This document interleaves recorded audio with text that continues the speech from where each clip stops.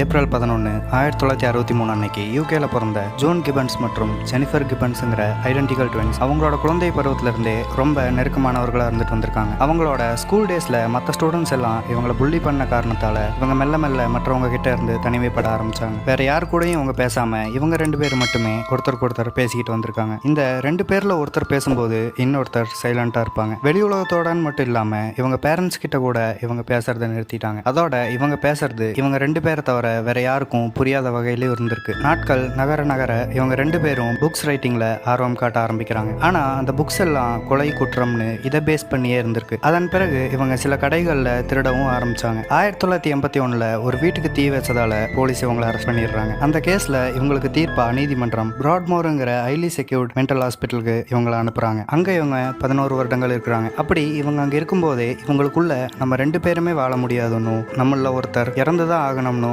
பேசிக்கிறாங்க. அதன் பிறகு இவங்களை 1993 அங்கிருந்து வேற ஒரு ஹாஸ்பிட்டலுக்கு மாத்துறாங்க. அங்க போனதும் இந்த ட்வின்ஸ்ல ஜெனிஃபருங்கிறவங்க திடீர்னு இறந்துடுறாங்க. இவங்க மரணத்துக்கு பிறகுதான் ஜோன் கிபன்ஸ் சாதாரணமா எல்லார் கூடயும் பேச ஆரம்பிச்சாங்க. இது சம்பந்தமா தி சைலண்ட் ட்வின்ஸ்ங்கிற புக்கும் 2022 ஒரு மூவியும் வெளியாகி இருக்கு.